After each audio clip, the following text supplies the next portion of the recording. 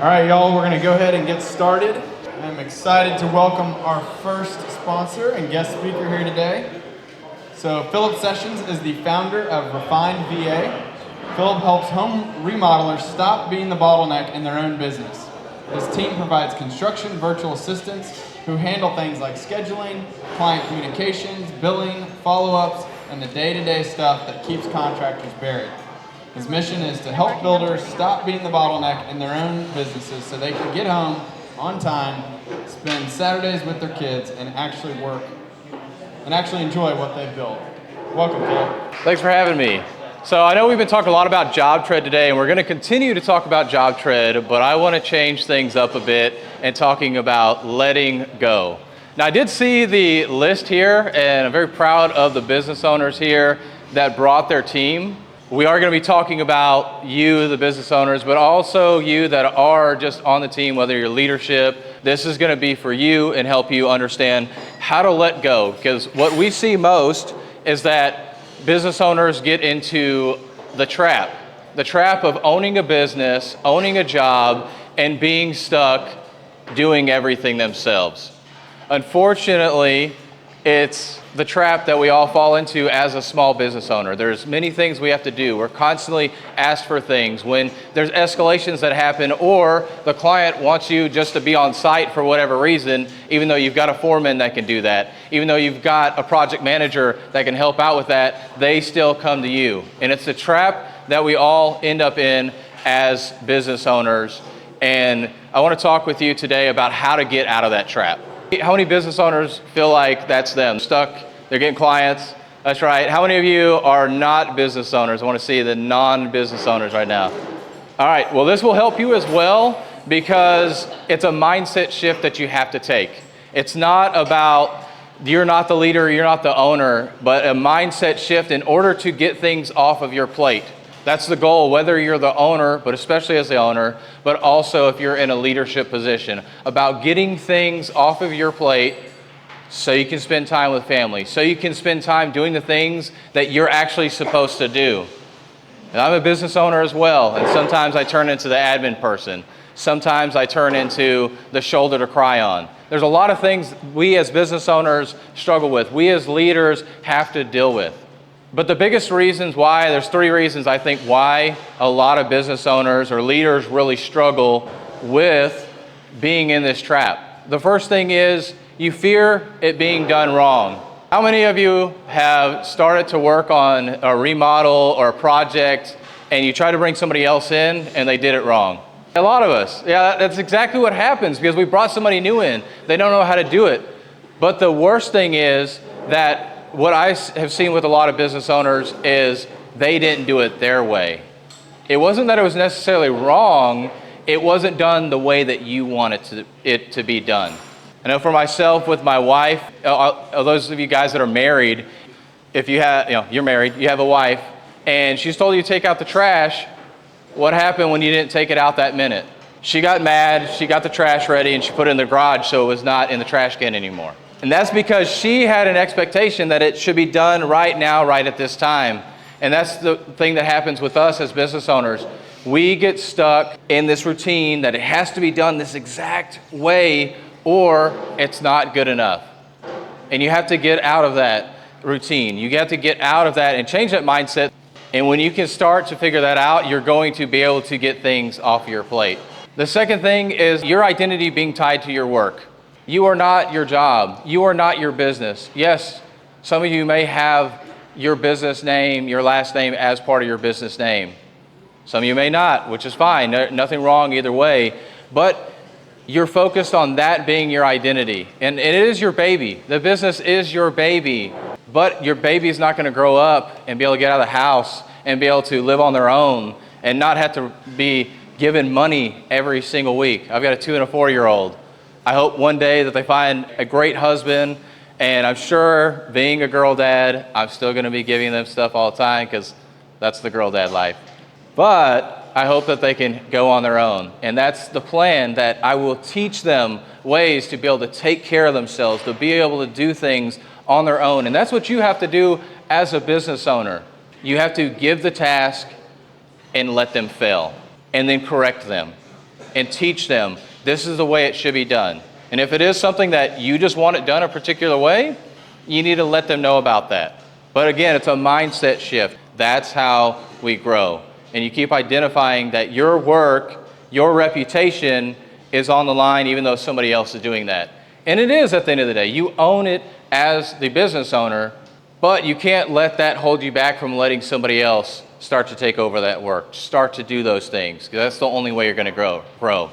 And the third thing, which I've been talking about, is nobody can do it like me. Nobody has the same quality of work as me. Nobody cares as much as I do. Of course they don't. They're not the business owner. They're never going to care as much as you. But you can still train them to care, to think about the client's perspective, to think about what it is that the client wants to see. And when you build that culture up, when you empower them, they're going to want to do more. Empowerment means handing a task off and letting them run with that, not checking in. You're still going to need to check in. You can't completely check out, but you also can't ask for a 15-minute update every 15 minutes. It's about letting it go, handing it off and knowing it's not going to be done exactly the same way as you're going to do it, but 80% done by somebody else is better than 100% done by you. The next thing is you need to go from doer to leader. Doers produce. They're the ones doing the work. They're taking on the grunt work. Leaders multiply. Leaders build others up. If you are not building your team up, you're not growing. And in today's market where things are more expensive, people want 6 figures to sit there on their butts doing nothing, you have to learn to multiply people. You have to learn to build them up so they can actually take things on. I've had one of my team members that one of the things that I did with her is we just started having conversations. Hey, can you take this on? She would start working on that. And then we'd talk about, why did you do it this way? What happened? And she would start to explain to me, and then I would correct her on that. That's what I did. And over time, she has been able to take that information, and she's been able to take it to the next person. She knows how I operate, how I want things to operate in the business. And now she teaches others how to do that same thing. So I'm not involved in that. That's what a leader does. A leader teaches somebody who then that person teaches somebody else because they taught them well enough. The next thing is working on the business, not just in it. I know I'm there as well. There's things coming in. You're having calls, you're taking emails, you're checking text messages. But the more you can step back from that, the more your team's going to pick it up and be able to do those things. And that way you can actually work more on the business. So don't respond right away. That's one of the things you can do. Tell them, what do you think about it? What do you think I would do? Start asking questions instead of just telling them the answer. If you're going to be the person to give the answer, you're going to be stuck doing the work. And now you've got this extra payroll of somebody who's sitting here just on the keyboard. But you're telling them exactly everything to do. So you have to start getting yourself out of that business. Coming to things like this, trying to go on a mini vacation, whatever that looks like. But the only way to actually move into a leadership position is by putting yourself in situations that you can't be there. If you're on the job site all the time, it's not going to work out. You're going to be right there. If you're the one talking to the client every single time, it's not going to work out. And it's not easy. Clients are dramatic. They want your attention. They want to feel needed. But if you look at any big business, you don't call the CEO when there's an issue. You don't even call a VP. You talk to a salesperson, a project manager, somebody at a lower rank than that. And so if you want to operate your business where you're not the one in it from the day to day, you have to start operating that and training your clientele as well. And so this is all a mindset shift. Everything here is a mindset shift. It is the weirdest thing when you first start. I could get it done quicker. Why not just do it myself? But again, 80% done by somebody else is better than 100% done by me. And the quicker you can learn that and understand that and start to apply that, the quicker you can start to see bottlenecks in your business. And I think that's one of the greatest benefits of offloading work to somebody else. You can think you have the best process in the world. You can think you have the best job tread set up in the world, and then you offload it to a new team member. Or you try and give it to your project manager to run the show, and everything falls through the cracks. Well, why is that? Because you had all the information up here. You didn't transfer all the information into a system like JobTread. You didn't create standard operating procedures. You decided to keep everything internal. So that's the mindset shift, that what can I delegate today? So what does delegation actually look like? It looks like giving one task away at a time. You can walk through with somebody, show them yourself, hey, let's get on JobTread here, and I'm gonna show you how we're gonna build out an estimate. You do that while they're watching. Next one, okay, you're gonna build that out and you're gonna tell me exactly what you're doing the whole time. They start building it out, they're telling you this is what I'm doing, why I'm doing it, putting it in here, and you can give corrections along the way. And then the third step would be to have them do it, and then you look at it afterwards and give corrections from there. That's the other thing that most business owners struggle with, is that they want the efficiency now. We want it now. We want to move on, do the next thing. There's so many things going on, but that's not how it works. But you start with one thing at a time. Schedules, estimates, clients, updates, whatever is not touching money is what I always suggest. Make it something like an admin type task. Make it something simple, repeatable, and hand that off. And when you hand off this small task, it builds up confidence in you knowing that they can do something else, but it also builds up their confidence. So don't start and say, hey, go ahead and build out a CRM, go ahead and build out JobTread, and let me know how it goes.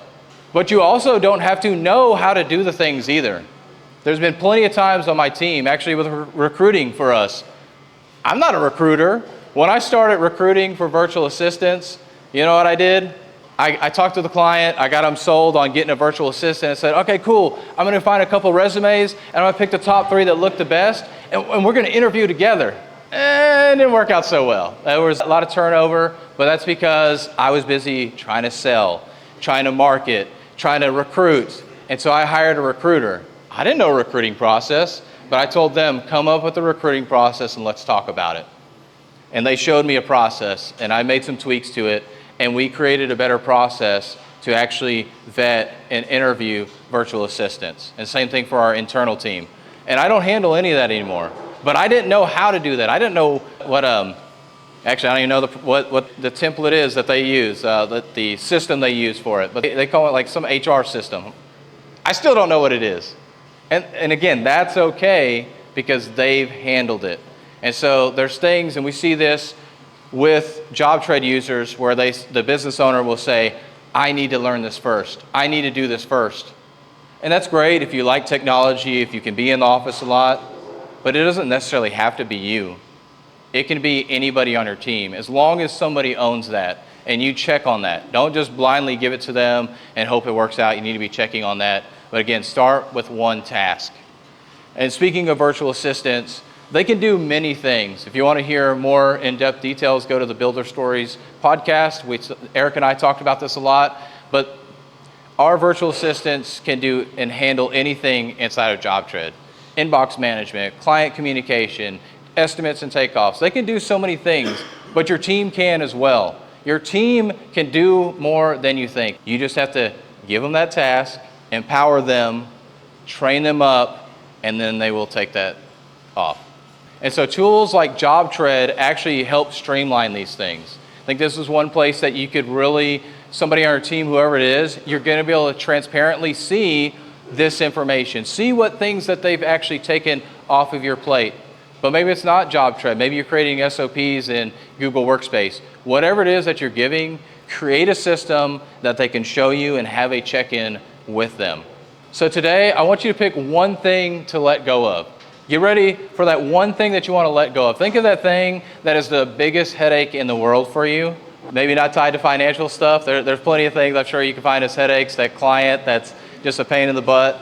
Maybe not something like that, but maybe it is JobTread. Maybe it's handling follow-ups. Whatever that one thing is, pick that one thing today. Document it and hand it off to that team member, whoever that may be. You're going to be able to tell if they understand it or not, and you can have the conversations around it. But if you just start saying, hey, go ahead and figure this thing out, it's gonna be hard. So you wanna make sure that you're giving guidelines on that. And the best leaders don't do it all. They make more possible. They are here. They're thinking 3 months, 6 months, 2 years out, 10 years out in advance, thinking about the next steps. And that's where you as a business owner, as a leader, should be getting. So you have to delegate the things that are going to keep you away from that. So something like this is a great thing to do.